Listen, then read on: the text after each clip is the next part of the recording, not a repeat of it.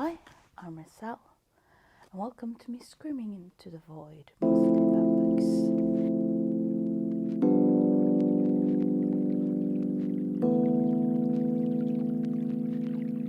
Shakespeare wrote three kinds of plays: his comedies, his tragedies, and his historical plays.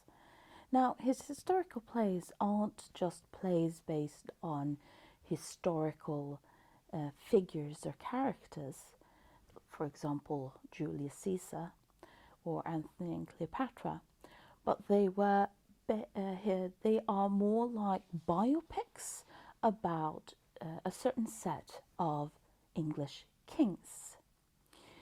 Now, when you are going to read Shakespeare, and especially if you want to read all of Shakespeare, there will always be a discussion in what order should you read William Shakespeare. And in no other area is that more debated than when it comes to his historical plays. Now, one way of doing this is, of course, just reading whatever play you want to read at whatever time. To start with maybe Richard III or Henry IV or V, which is his most famous of the history plays. But going much deeper into the discussion, there is another way of talking about it, and that is, of course, should you read them chronologically in regard to time when these kings lived, or should you read them chronologically regarding when the plays were published. But why does this matter? Isn't it just a bunch of kings? Well, if you are looking at the kings in question in chronological order with history, you get King John, Richard II, Henry IV, Part 1, Henry IV, Part 2, Henry V, Henry VI, Part 1, 2, and 3, Richard III, and Henry VIII. If you know a bit about British history, what you will see is that the majority of these plays, from Richard II to Richard III, actually depicts the War of the Roses. So when you're talking about the history of plays, sort of ignoring King John and Henry VIII as sort of the odd one outs, the history plays depicts a very specific time in British history. And choosing to read them in order means that you get the order in which they happened in history. That is, the history of the War of the Roses, which ends with Richard III being beaten by Henry VII, Queen Elizabeth I's grandfather, and ushering in the Tudor Age. So Richard III is just as much about Henry VII as it is about Richard III. But the issue, of course, with reading them in chronological order when it comes to history is, of course, you get the idea that these are historically correct. Shouldn't biopics be historically correct? Oh, poor Richard III. When they found his body under that car park, where was his famous hump? William Shakespeare was an artist. I'm not saying that because he just took historical liberties. He was an artist in the sense that he needed to get paid. He needed to be able to survive out of his art. A playwright, a play creator. And talking badly about Henry VII, talking good about Richard III that he beat, would probably not pay as many bills as William Shakespeare would have needed him. It doesn't make him a bad man, it makes him human. And what do we know about the histories? The histories are painted by the winners. So that is, of course, one of the arguments, that you sort of get the War of the Roses in that order. And there is no shame in reading it that way. You might have seen that all of my editions that I've been using here are from the Royal Shakespeare Company. This is my favourite editions of reading Shakespeare, because the Royal Shakespeare Company, more than other editions, focuses on the fact that these are plays. The introductions that they have about the plays is about how they are being performed, staged, about the career and the theatre, the context in which they were living pieces of art. And to me, it therefore became the correct way, for me, not a universal correct way of doing it, was therefore to read them as they were published, the way William Shakespeare wrote them, the way the audience that first saw these plays would have seen them. And that's not necessarily an easy feat to do, because, well, when were these plays published? That's been discussed since the 1700s. One of the first people who published a theory, so a proper literary paper about Shakespeare, was written by Edmund Malone, called An Attempt to Assert the Order in which the Plays attributed to Shakespeare were written. It was published all the way back to 1778. That says something about the staying power, but also sort of how long we've been discussing things like the publishing order. Another person who tried to assert an argument for the publishing order were Chambers in 1930. That's almost 150 years later, who published the article A Study of Facts and Fictions, The Problem of Chronology, where he partly talks about how trying to figure out the chronological order it's fun, but is it really that important? So looking at those two lists, they are actually much more similar when it comes to the historical plays. Both Malone and Chambers agree that Henry VI was written first. The Royal Shakespeare Company have parts 1, 2, and 3 all collected in one edition. Henry VI was probably written first of his historical plays, but was they written 1, 2, and 3, as Malone argues they were, because why call it 1, 2, or 3 if it weren't published in that order? Or should we listen to Chambers, who says that no, it has to be parts 2, part 3, and then part 1. Part 1 is the prequel. It comes last. I chose to read Henry VI, part 2 first, because I am a sucker for Royal Shakespeare Company, and Royal Shakespeare Company is a strong supporter of Chambers. And I've heard a lot of negative things about Henry VI. So I was really surprised about how good it was.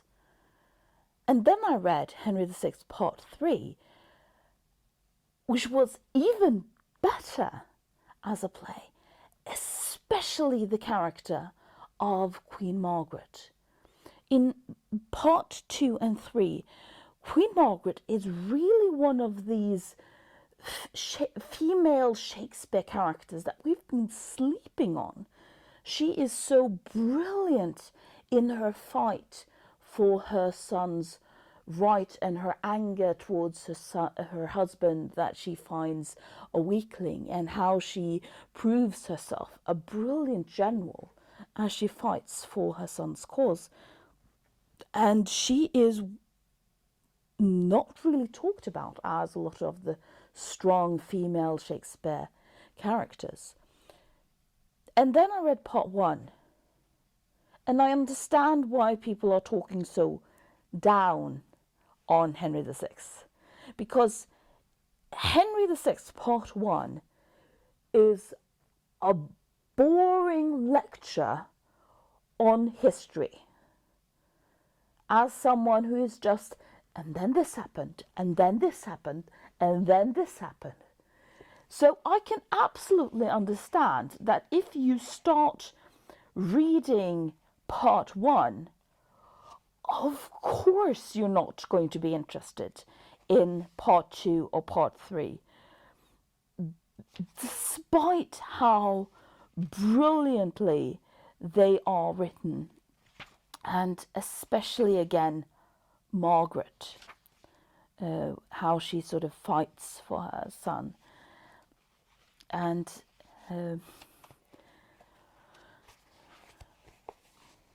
I mean, with lines like, "Deceitful Warwick, it was thy device by this alliance to make void my suit. Before thy coming, Lewis was Henry's friend." And she continues, "Peace, impudent and shameless Warwick, proud set her up and pull her down of kings. I will not hence, till what my talk entails, both full of truth, I make King Louis behold thy sly connivance and thy lord's false love. For both you are birds of self-same feathers." I believe that Part 1 wasn't the first play Shakespeare wrote out of the histories. Because who would watch the Part 2 and 3?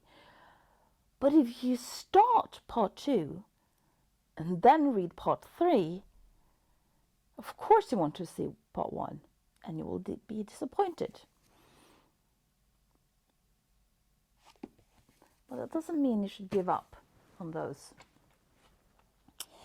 After Henry VI, Malone and Chambers differ on the order. Now, Malone argues that he probably wrote King John and then Richard II, and lastly, and then Richard III, while Chambers argues for Richard III, Richard II, and then King John. And I've tried to understand the arguments. There is a lot of sort of back and forth details. That's not my forte. But again, I went with Chambers, and after being pleasantly surprised with Henry VI, Part 2, Part 3, disappointed with Part 1 because I loved Part 2 and 3 so much, I read Richard III. Now is the winter our discontent, made glorious summer by this son of York, and all the clouds that lord upon our house in the deep bosom of the ocean buried. Now are our brows bound with victorious wreaths, our bruised arms hung upon the momentous, our stern alarm is changed to merry meetings. Our dreadful marches to delightful measures, grim visage war hath smoothed his wrinkled front. And now, instead of mounting barbed steeds to fright the souls of fearful adversaries, his capers nimble in Our Lady's chamber to the vicious pleasing of a lute. But I, that am not shaped for sportive tricks, nor made to court an amorous looking glass, I, that am rudely stamped and want love's majesty, to strut before a wanton embling nymph, I, that am curtailed of this fair proportioned, cheated of features by dissembled nature, deformed, unfinished, sent before my time into this breathing world, scarce half made up, and that so lame and unfashionable that dogs bark at me as I halt by them. Why, I in this weak piping time of peace have no delight to pass away the time, unless to see my shadow in the sun.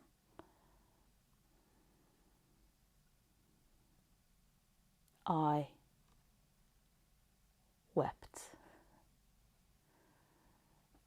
I've read a lot of Shakespeare. I'm working on reading all of it. I've been a fan of Shakespeare since I was 11 years old. My favourite play has been Love's Labour's Lost, which is a play that when I'm down, when I'm having a bad day, I put on that play or I listen to a dramatic reading of it because it's absolutely hilarious. There's a reason why Richard III is one of his most performed, one of his most read, one of his most discussed. What an opening.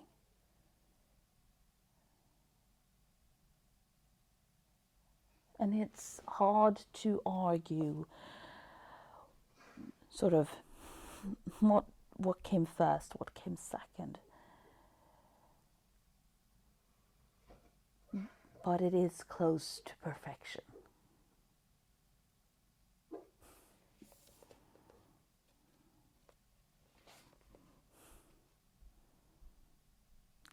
Why I, in this weak piping time of peace, have no delight to pass away the time, unless to see my shadow in the sun. I talked about the fact that Shakespeare had to pay the bills. And of course he paints Richard III, the monarch that Henry VII had to overcome to be able to become king and introduce the Tudor era. You can't talk up Richard III if you want to pay your bills with Elizabeth I as a monarch. But true artistry is still making him human.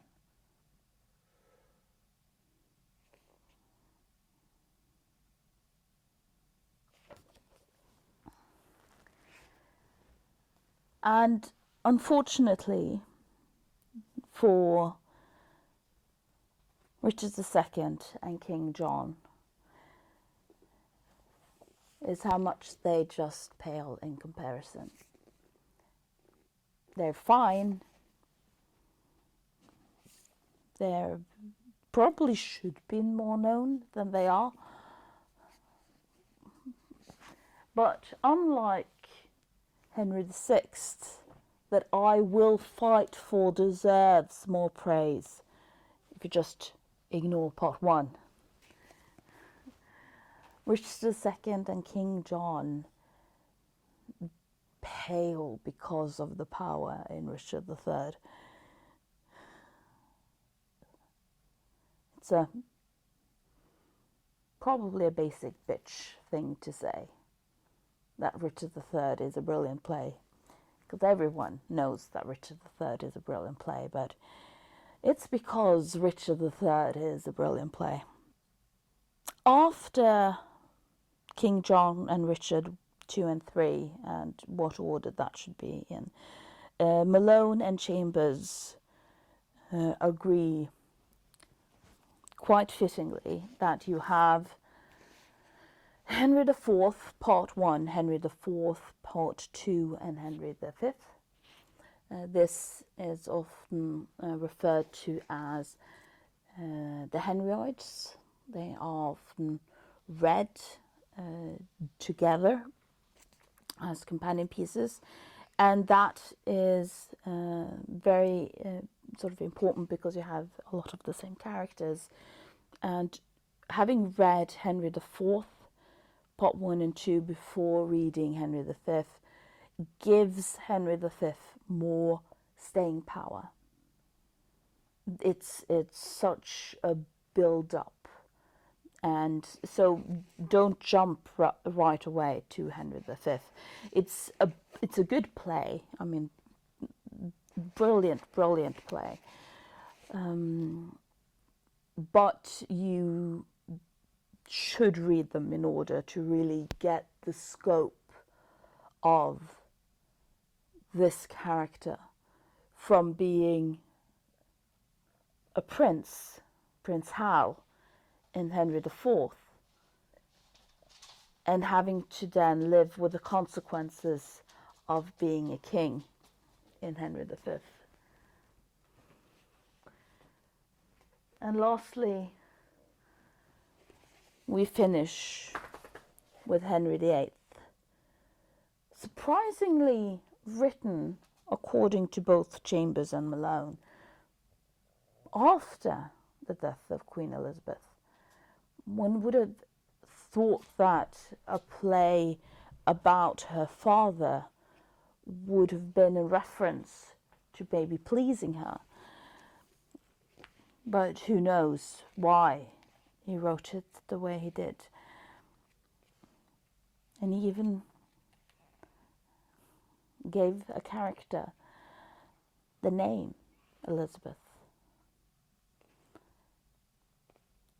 So I chose to read them in publishing order, and I chose to read it in the way that Chambers argues for it. And one of the things, again, I think that was a success with this way of doing it was mostly regarding Henry VI. Because I think starting with number 2 makes that play work.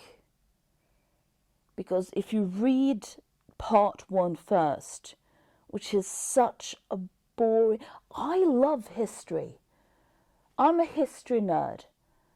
And it's so boring. Of course you're going to tune out for the part 2 and 3. So my takeout from this is Henry IV, Part 1 and 2, and Henry V, the Henryoids, brilliant plays, needs to be read together. Henry VI, Part 2 and 3 needs more love. They deserve more love from all of us. And you need to read 2 and 3. If you want to read 1 as well, of course, do that, but read 2 and 3 first. And Richard III proves why Shakespeare is still talked about. And thank you for listening to me screaming into the void.